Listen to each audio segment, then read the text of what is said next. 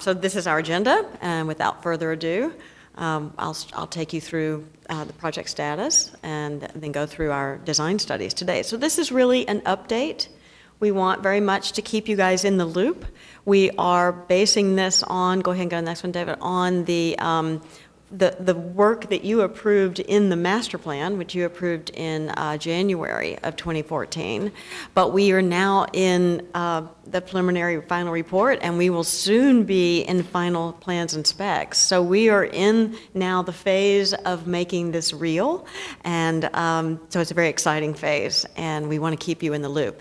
Always remembering that everything we're doing, we're looking back to the public input.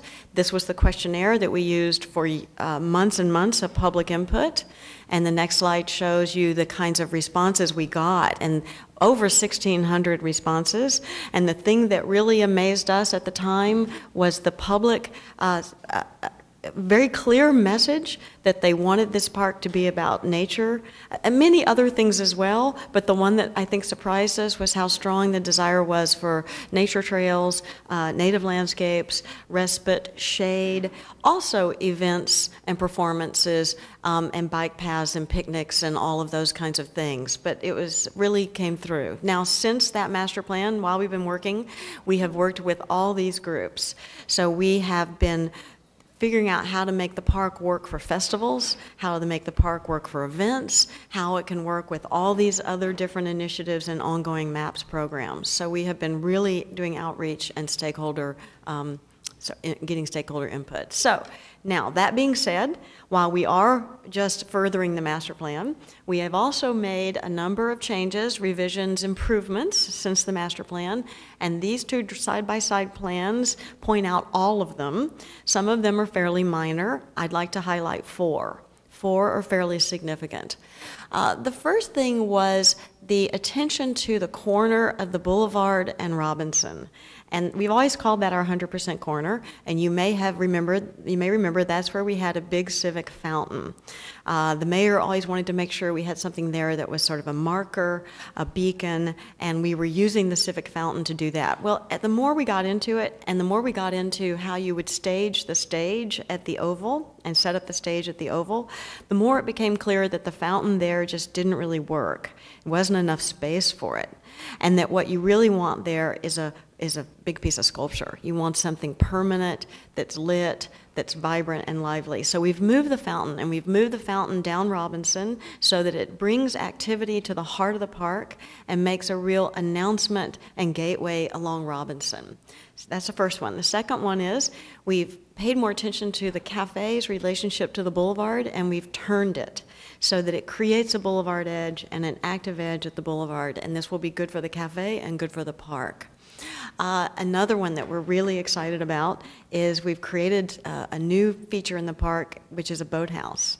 And the boathouse on the lake is really cool, and it's going to be another center of activity more in the heart of the park, and I'll show you more detail on that. And then the fourth one is paying attention to that intersection of, if you will, I-40, the overpass over I-40 and Robinson, and making a place there where before we were talking about gardens, now we're talking about a major gathering place and a connection to the tunnel under Robinson and a spill-out space for uses at Union Station. So that gives you the sort of high level. And as you see in these two sketches, it's still the same idea, though. We've still got the big oval, we've still got the lake, we've still got the various features within the park, including the woodland gardens.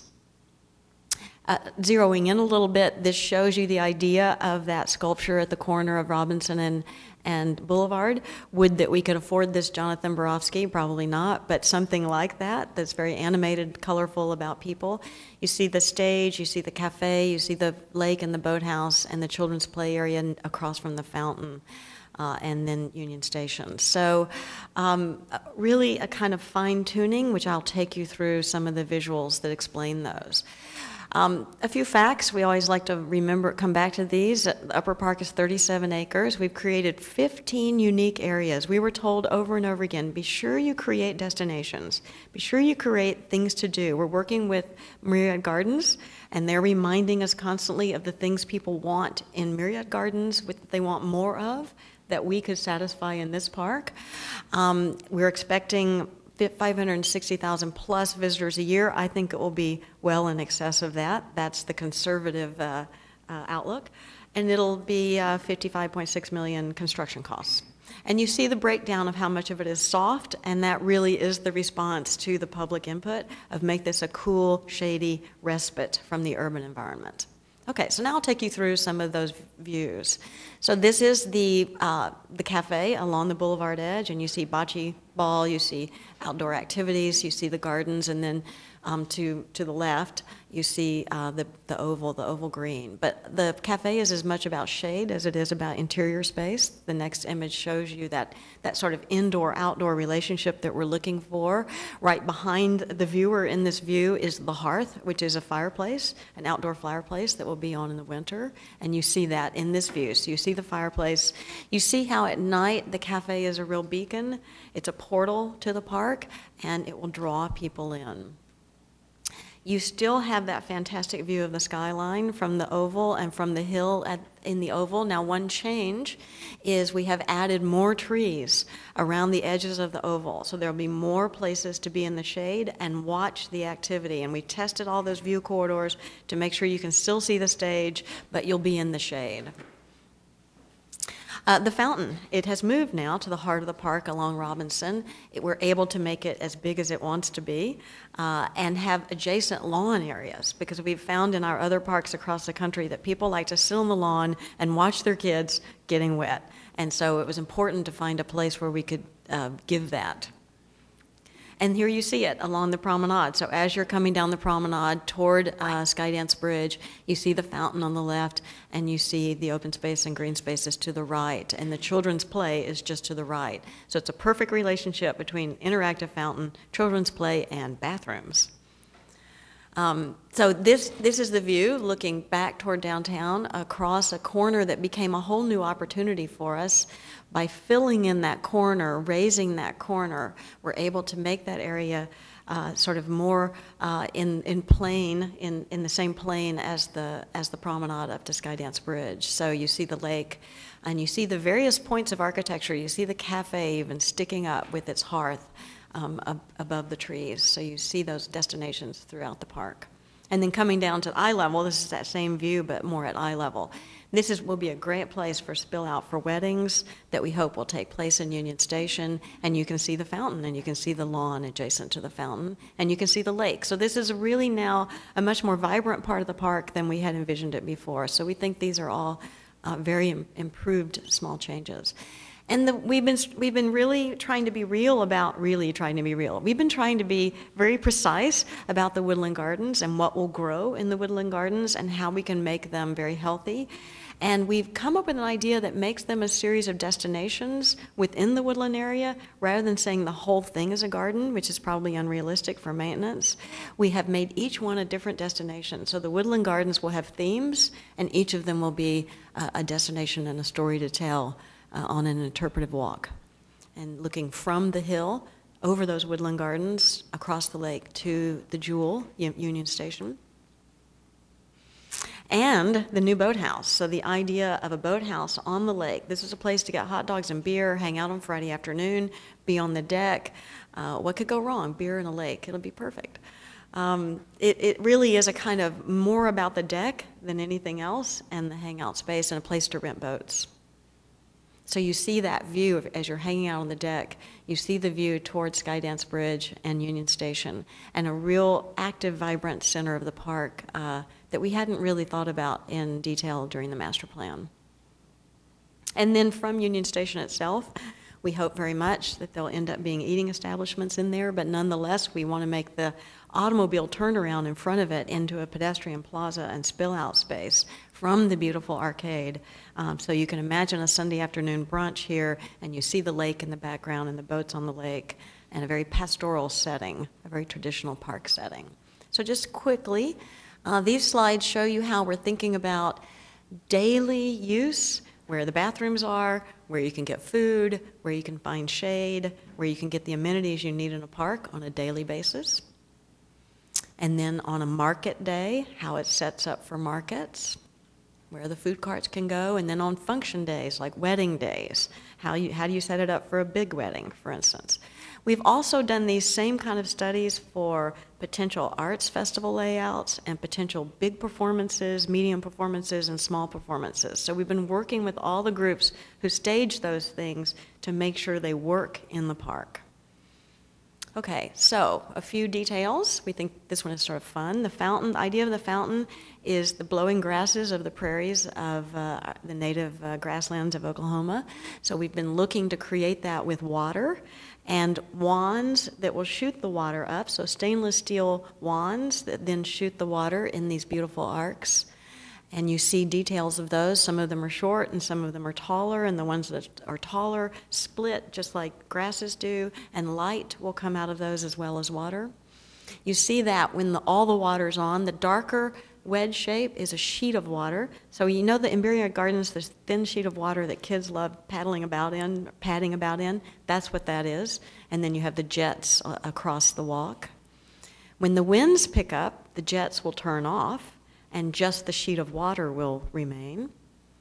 And then when you want to put a tent where that sheet of water is, during the arts festival, for instance, you turn that off as well. So it's very multi-use and can be used in a variety of ways.